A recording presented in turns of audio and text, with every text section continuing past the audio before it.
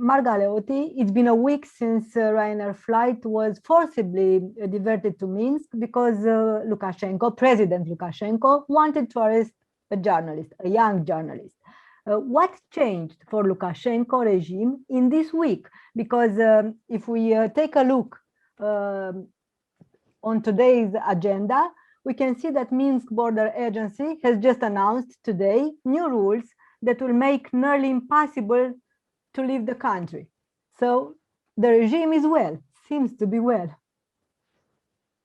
Well, it is. I mean, we have to wait and see. I mean, the first wave of sanctions that the Europeans imposed on, largely on airlines not being able to fly across Belarusian airspace, or Belavia, the Belarusian flag airline, not being able to land.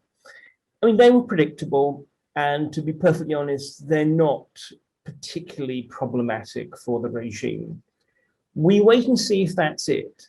I mean, unfortunately, the European Union has a tendency to then say, but there's going to be another wave of sanctions coming, but then they often kind of disappear or become diluted in the process.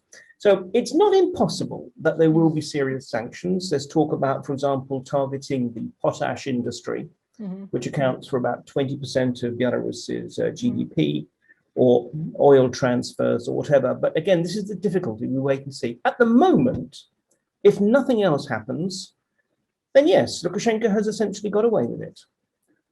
He'd already burnt his bridges with the West. He was already essentially dependent upon Moscow. Nothing much has changed. You wrote a year ago, I believe, that Lukashenko is a dead man walking. Is he alive right now? Is he, I don't know, like rise from the dead? No, if anything, I mean, it's actually worsened his situation in that respect, because he's now more and more dependent upon Moscow. And I mean, it is clear that the Russians were furious about this latest move. I mean, the suggestions that the Russians were behind or had given some kind of approval definitely don't seem to be sort of borne out by the kind of talk we're hearing from behind the scenes in Moscow. In public, of course, they have to back Lukashenko, but even then they did it in a rather lukewarm way. And we had this, rather strange optics of the recent Putin-Lukashenko summit in Sochi, where on the one hand, there was a certain amount of public bonhomie, suggesting Lukashenko take a dip and so forth. But on the other hand, we saw this incredibly awkward dinner with Lukashenko and his son and Putin, when clearly no one was enjoying themselves. So, I mean, I think from the Russians' point of view, their issue is they want to preserve the regime. They don't necessarily want to preserve Lukashenko, whom they don't trust. And in some ways, I suspect they believe, probably rightly, that part of Lukashenko's motivation for this latest adventure was precisely to try and box the Russians in, to force them to have to keep backing Lukashenko, because they can't afford to appear looking as if they are bowing to the pressure of Western opposition and sanctions. But no, I mean, in the longer term, the Russians are trying to find ways in which they can try and ease Lukashenko out. But the point is that the point at which Lukashenko becomes entirely dependent on Moscow is the point at which really his days as an autonomous actor are indeed lost. He cannot restore his any kind of trust with the West. He cannot restore any kind of trust with his own people. It's unlikely he can restore any kind of trust with the Russians. They're just stuck with him until they can ease him out. He really has nowhere else to go except some of his own security people. So you say that Putin wasn't aware of these plans from the very beginning, but in our previous interview, we agreed on the fact that Putin is not much of a chess player, and that he rather uses judo strategies in his political and geopolitical affairs. So in this logic, we can safely say that Putin does not make a strategic move from the very beginning. He just waits to intervene when the time is best for him. So what is his take, if any, in this current series of events?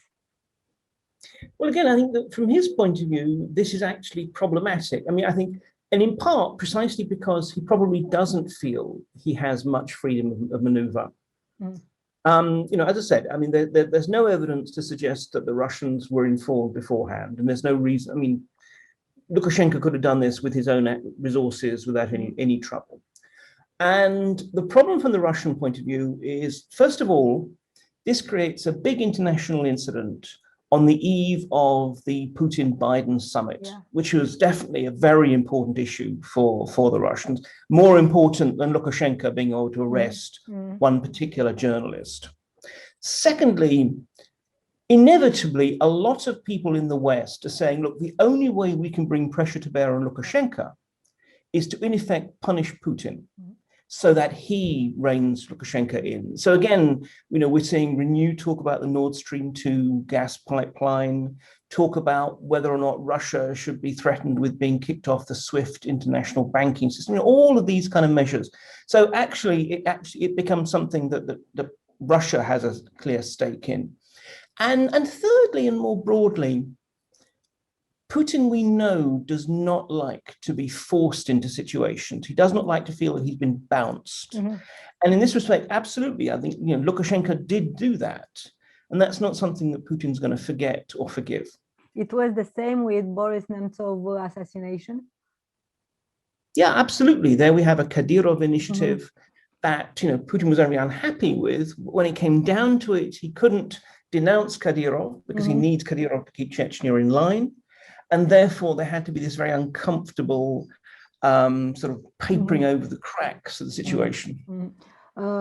So, as far as I understand, nobody can actually help Protasevici right now. Is there anyone that can do anything about? I'm looking, of course, again at Vladimir Putin. Well, I mean, it's hard to know. I mean, it's worth noting that Protasevici's girlfriend, who is a Russian citizen, and, even she is still stuck in a Belarusian prison. And it doesn't seem to me that the Russians can or will do anything about it. I mean, in theory, Putin could do something about Protasevici. But again, it's this question of, if he does that, it will look as if he's responding. It will look as if he's doing that because he's afraid of the West. He's afraid that Joe Biden will call him out about it, or he's afraid the Europeans will put sanctions on it. And I think this is the problem. I mean, if Putin were truly a cunning, cerebral, Machiavellian politician, he might well think, actually, this is a great opportunity. I will show that I can put pressure on Lukashenko and wrong-foot the West and make the West have to accept that I'm the one that actually did something they couldn't do. Ultimately, though, I mean, we've seen other opportunities like this come and go. Putin is not that kind of a Machiavellian. I think he's so desperate not to be seen as weak that, in these kind of circumstances, he tends to kind of double down. He tends to just simply sort of retrench himself rather than be politically imaginative. So you mentioned this summit Putin-Biden. Everyone is now waiting to see what kind of positioning the new American administration is assuming in relation to Russia. What do you think about that? Well, I think there's a danger here because precisely we are building it up too much. I mean, look, from the Americans' point of view, to be blunt, they don't really want to have to, as they would think of it, waste too much time and political capital on Russia. Russia is not their priority. China and domestic economic reconstruction after COVID are really the priorities that are kind of preoccupying the administration. What they would like to do is essentially try and persuade the Russians just to be a bit less problematic, so that in some ways they don't have to devote too much time to it. So I think what we're simply going to be seeing is we're not going to be seeing a reset. We're going to be seeing some moves towards measures which might be of mutual value, like strategic arms limitation, which both the Russians and the Americans have a stake in. We will see some attempt, Biden is very much a personal politician. He believes in personal relationships. Now, he's not going to try and make Putin his chum. That's clear, that the man who he called, after all, a killer. And he previously said that he told him he has no soul. But on the other hand, what I think Biden will try and do is to impress upon Putin the extent to which he is absolutely willing to retaliate if Russia becomes too adventurous and problematic. So, essentially what he's going to be trying to do is really try and convey that message to Putin, which is don't press us. We are not coming for you. We are not going to commit ourselves to any kind of grand regime change strategy, which is, after all, what the Russians genuinely believe and fear. Well, what Putin and his circle genuinely believe and fear. So he's going to try and convince him of that, but mainly he's going to say, look, just back off, and we won't pay too much attention to you. Okay, but I'm not sure how. Sorry. Please. I'm not sure how successful it's going to be, but that's a fairly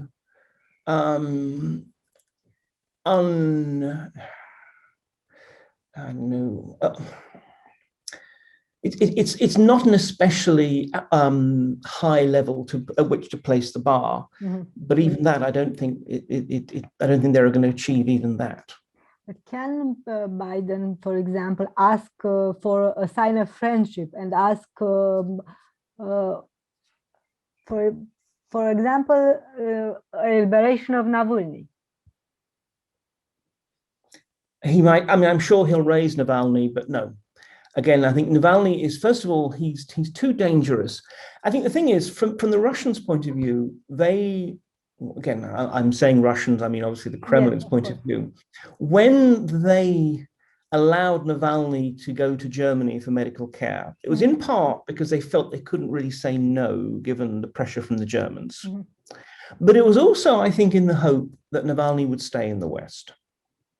That he would just become one more of the collection of emigre political leaders who, frankly, have got fairly marginalized in Russia. And then he came back, to the country ruled by the people who had poisoned him, knowing full well that he was going to be put in prison. I think in that circumstance, I think from the Kremlin's point of view, if they let Navalny go free, who knows what he would do? Even if they just simply let him go free by putting him on a plane and flying him to the West, as, let's face it, the Soviets did to dissidents in the past. Who's to say that Navalny just wouldn't be on the next plane back? And they'd be back in the whole situation all over again. He's not going to stay.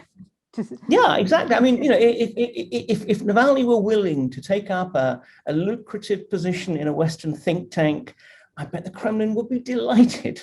But no, he's demonstrated he's just too problematic. He's too brave. He's too essentially committed to his cause.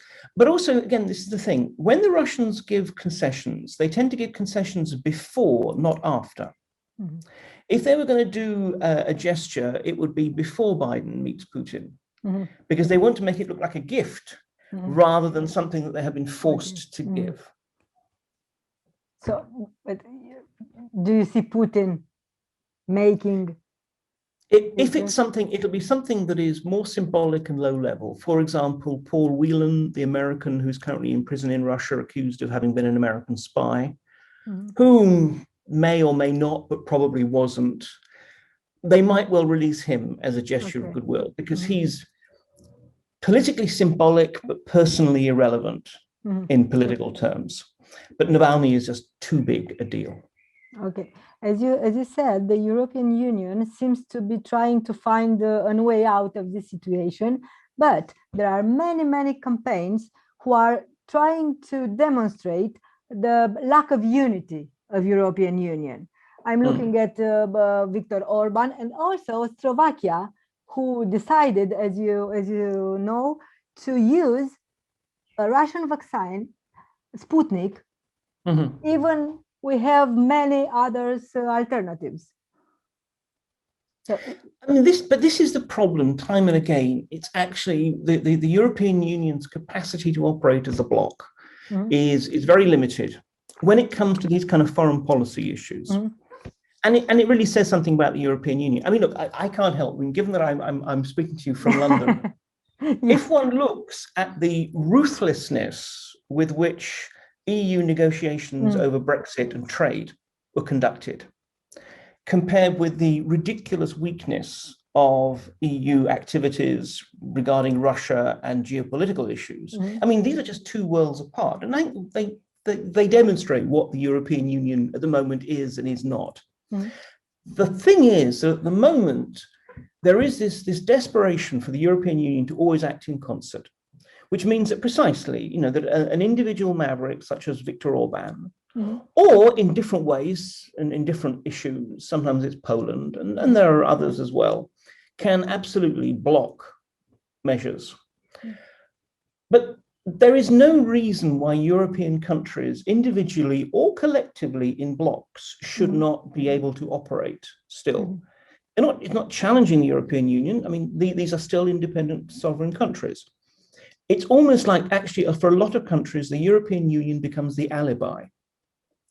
That they don't really want to act, but nor do they actually want to be seen not to be acting. So they say, look, we would love to, but you know, until the European Union can reach some kind of consensus, what can you expect? Yes, because we all saw this summer, there were this winter, massive protests. And we saw a wave of European solidarity and then silence. What do we miss from this picture? Well, it is this fact that, I mean, the European Union, for all its strengths, has not yet been able to find some way of actually doing two things. One is, as we said, operating within the confines of unity of opinion. But secondly, look, the European Union does not want to act like a geopolitical actor in the same way. It wants to act as a trade power. It wants to act as a regulatory power. It wants to control whether or not people sell genetically modified grain within its borders. But it doesn't yet want to basically back its rhetoric about values-driven policy with actions. And I think this is the thing. And in some ways, look, it's an entirely viable policy. I may not personally like it, but I can see the logic in that.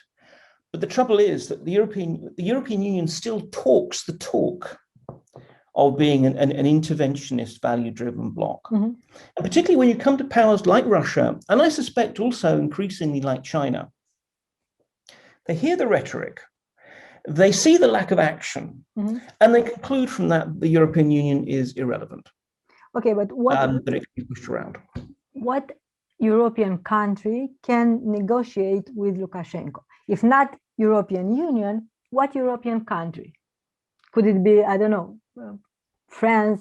I think the problem is nowadays, I don't think any, I mean, Lukashenko is too far gone. I don't think anyone can negotiate with Lukashenko in any kind of meaningful terms. I mean, if actually any country was, it would probably have to be France or Germany. Not because of any key interest there, though obviously, again, when we come to potash, that is a factor. But mainly because, in a way, they will be representatives of sort of leading powers within the European Union. I mean, leaving it to countries like Lithuania and Poland to, in effect, lead the charge, as is happening at the moment, just isn't going to work because neither Lithuania nor Poland have got any kind of credible role as European leaders in this respect. No, so I mean, I think the issue is not really about negotiating with Lukashenko. The issue is rather in terms of, you know, we have to be honest, a kind of soft regime change we're talking about. And I'm not talking about the old style, you know, not talking about coups or assassinations or invasions, all that kind of thing. A perestroika. Well, yeah, exactly. It's actually, you know, forcing a perestroika on the Belarusian elite. And again, because I think that's a key thing that we focus on Lukashenko as a person, and understandable because he's been in power for the last 30 years. But obviously, Lukashenko depends upon a diminishing body of people who run the country for him, and above all, run the security forces that really are the last mainstay of his rule. And anyway, it's a question of how we can have a conversation with them, a conversation which in part is threat. I mean, I think, one of the things that we really need to be doing is, and I think this has to be something that the European Union can do rather than just leaving it to charities and NGOs, is documenting all the crimes that are committed. And not just what happened, but who was involved. So they can say, look, someday you will be held accountable. Just bear that in mind. You think you got away with it today, and maybe you did get away with it today. But next week or next month or next year or next decade. Milosevic didn't, for example. Ceausescu didn't. Okay. Yeah, exactly. So there's that case of making them aware that there is going to be an option, but also at the same time making it clear that the European Union will help.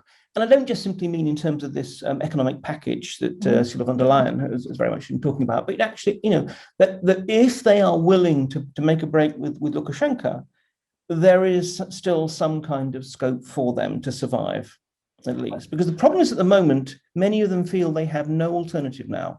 It's Lukashenko or nothing. Okay, but will Protasevici live enough until this change of regime? I don't know. I mean, that's the terrible thing. I mean, again, the irony is, for example, Alexei Navalny, I think he's safe enough. I think we know that the Russian regime will not want to actually push him to that point. They will actually, they want to punish him, but they also want to keep him alive. They don't want another Magnitsky act. Yeah, exactly.